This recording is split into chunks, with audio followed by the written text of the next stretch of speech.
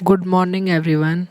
Welcome back to my YouTube channel. अगर आप हमारे चैनल पर नए हैं तो चैनल को सब्सक्राइब ज़रूर करें ताकि आपको डेली ऐसी ही पॉलिटिकल की क्लास मिलती रहे और अन्य जो जीके हरियाणा जीके और जो कल हमने एक नई सीरीज़ शुरू की है वो भी आपको मिलती रहे। ये सभी वीडियोस आपके लिए काफ़ी इम्पोर्टेंट होने वाले हैं क्योंकि ऐसे ही क्वेश्चन सभी परीक्षाओं में पूछे जाते हैं जिनकी चर्चा हम इन वीडियोस में करते हैं। आज हम करेंगे भारतीय संविधान के महत्वपूर्ण अनुच्छेद। ये अनुच्छेद हमारी 4 क्लासों में कंप्लीट होंगे जिसमें हम संविधान के 1 से 395 अनुच्छेद तक जितने भी इम्पोर्टेंट अनुच्छेद बनते हैं जो बार बार परीक्षा में पूछे जाते हैं उनकी चर्चा हम यहाँ करेंगे। आज हम करेंगे भाग 1 से भाग 3 के बीच महत्वपूर्ण अनुच्छेद। भाग 1। चलिए तो हम शुरू करते हैं।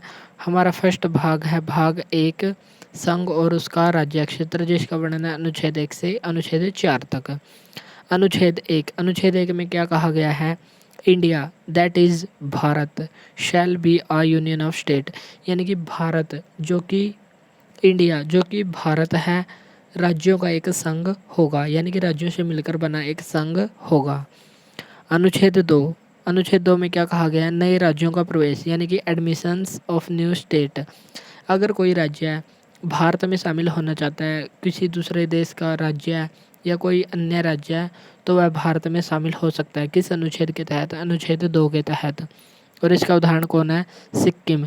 सिक्किम 36वें संविधान संशोधन के द्वारा 1975 में भारतीय संघ में शामिल हुआ था। नेक्स्ट है अनुच्छेद 3, नए राज्यों का गठन, यानी कि फॉर्मेशन ऑफ न्यू स्टेट। यदि भारतीय सीमा के अंदर ही किसी राज्य की सीमा में परिवर्तन करना हो या किसी एक राज्य से 2 राज्य या 3 राज्य बनाने हो, जैसे 31 अक्टूबर 2019 को जम्मू कश्मीर राज्य को लद्दाख और जम्मू कश्मीर यूटी में विभाजित कर दिया गया, तो किस अनुच्छेद के तहत? अनुच्छेद 3 के तहत। और इसका उदाहरण क्या है? तेलंगाना। तेलंगाना 2 जून 2014 को आंध्र प्रदेश से अलग करके एक नया राज्य बनाया गया अनुच्छेद 3 के तहत। इसमें राज्यों की सीमा, नाम, क्षेत्र परिवर्तन आदि शामिल है।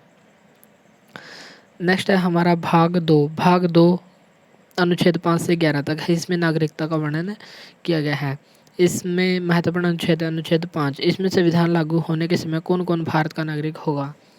यानी कि जब भारत का संविधान लागू हुआ 26 जनवरी 1950 को, उस समय भारत में जितने भी लोग रहते थे उनमें से कौन भारत का नागरिक होगा, इसके बारे में अनुच्छेद 5 में बताया गया है।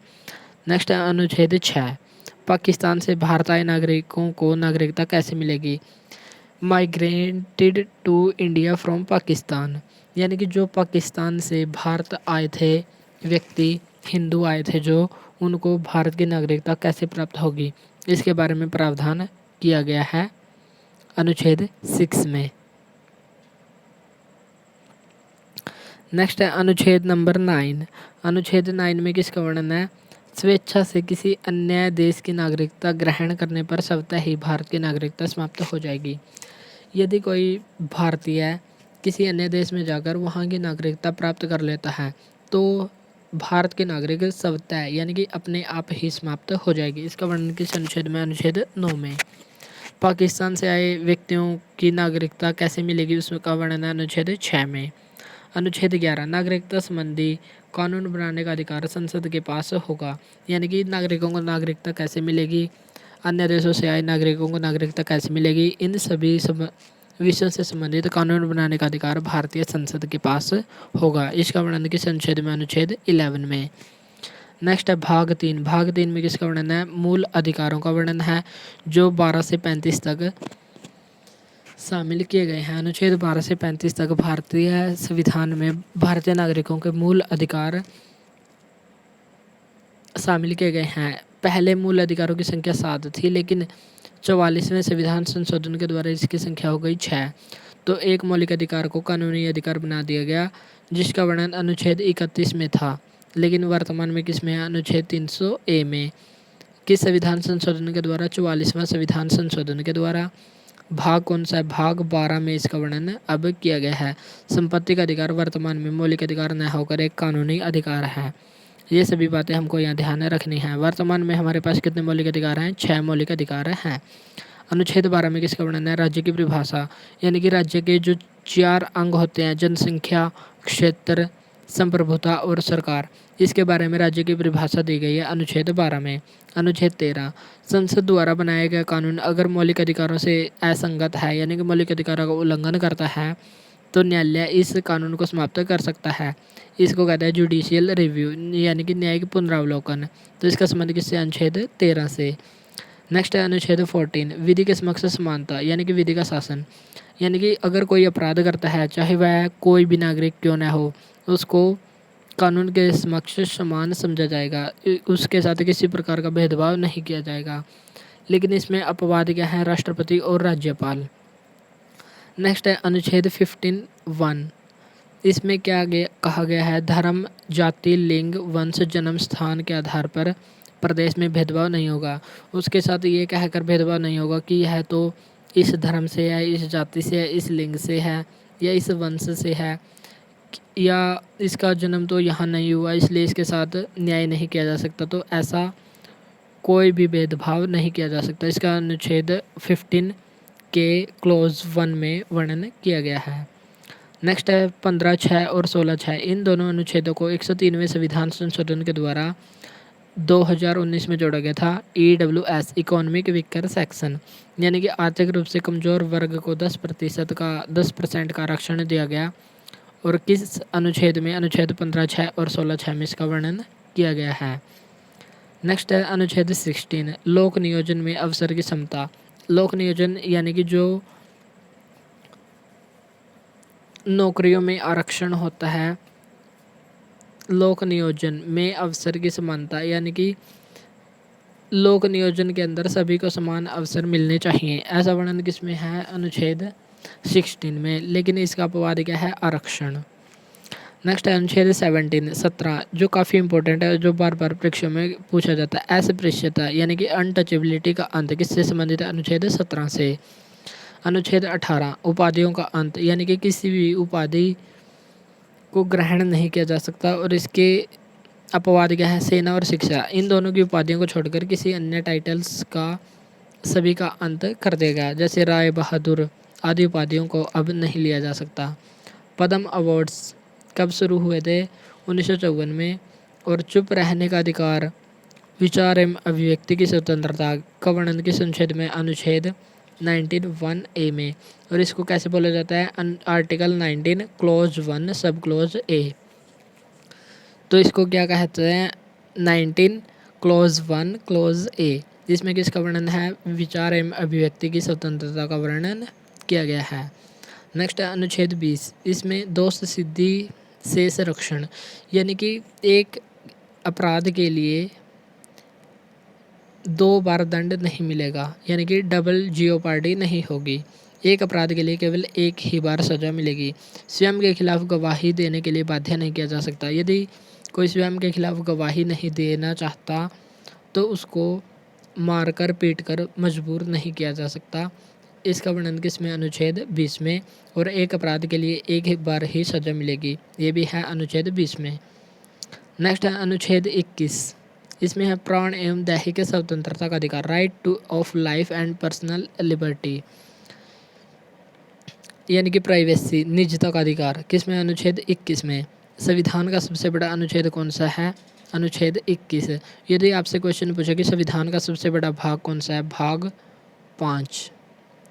लेकिन सबसे बड़ा अनुच्छेद कौन सा है? अनुच्छेद 21। नेक्स्ट है अनुच्छेद 21(a), इसको कब जोड़ा गया था? 86वें संविधान संशोधन के द्वारा 2002 में जोड़ा गया था। इसमें किसका वर्णन है? शिक्षा का मौलिक अधिकार। शिक्षा का मौलिक अधिकार किस संविधान संशोधन के द्वारा बनाया गया था? 86वें संविधान संशोधन के द्वारा सन 2002 में बनाया गया था। नेक्स्ट है अनुच्छेद 23, अनुच्छेद 23, मानवीय दुर्व्यवहार और बलात्सर्म निषेध, ह्यूमन ट्रैफिकिंग और फोर्स लेबर, यानी कि ज़बरदस्ती काम करवाना, और ह्यूमन जो मानव का दुर्व्यापार है, मानव अंगों की क्रय विक्रय है, उस पर रोक लगाई गई है। मानव अंगों की तस्करी पर रोक किस अनुच्छेद के तहत? अनुच्छेद 23। नेक्स्ट है अनुच्छेद 24, कारखानों में बच्चों के नियोजन पर रोक, यानी कि बच्चों जो 0 से 14 वर्ष तक के बच्चे हैं उनको कारखानों में काम करने पर रोक लगाई गई है अनुच्छेद 24 के तहत। नेक्स्ट है अनुच्छेद 25, अंतःकरण की स्वतंत्रता, फ्रीडम ऑफ कॉन्सियंस। अंतःकरण की स्वतंत्रता, किसी भी धर्म को मानने की स्वतंत्रता, न मानने की स्वतंत्रता, प्रचार करें न करें, राज्य इसमें हस्तक्षेप नहीं करेगा। ऐसा किसमें कहा गया? अनुच्छेद 25 में। नेक्स्ट है अनुच्छेद 27, किसी भी धर्म की वृद्धि के लिए कोई टैक्स नहीं लगेगा। फीस तो लग सकती है लेकिन टैक्स नहीं लगेगा, जैसे जजिया कर नहीं लगेगा। तो किसी भी धर्म की वृद्धि के लिए कोई टैक्स नहीं लगेगा। नेक्स्ट है इंडिया दैट इज़। अब आज हमने किए महत्वपूर्ण अनुच्छेद भाग 1, भाग 2 और भाग 3 से संबंधित। अब हम इनसे संबंधित महत्वपूर्ण क्वेश्चनों की चर्चा करेंगे ताकि जो हमने पढ़े हैं वो हमको रिवाइज हो जाएं। India that is Bharat.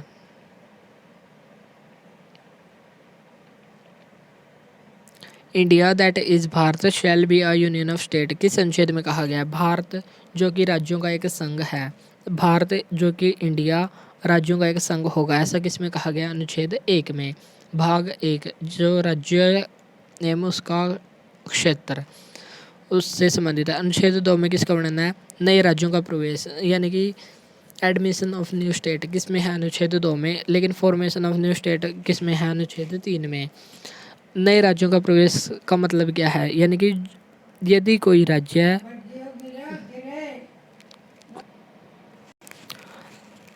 नए राज्यों का प्रवेश किससे संबंधित है? अनुच्छेद 2 से।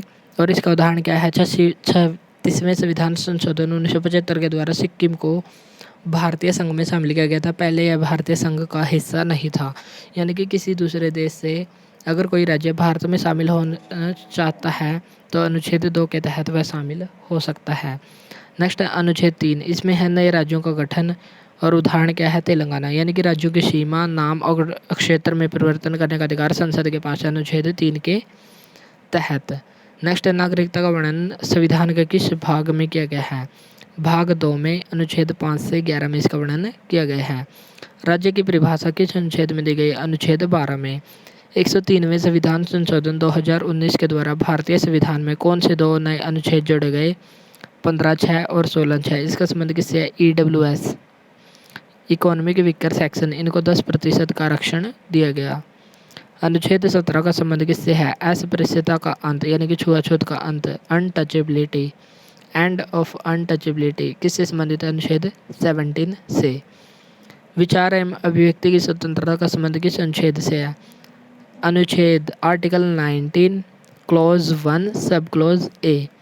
तो हम इसको ऐसे बोलेंगे, ऐसे नहीं बोलेंगे अनुच्छेद 19(1)(a), इसको कहेंगे article 19 clause 1 sub clause A.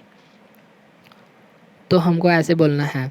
Next है भारतीय संविधान का सबसे बड़ा अनुच्छेद कौन सा है? अनुच्छेद 21। इसमें किसका वर्णन है?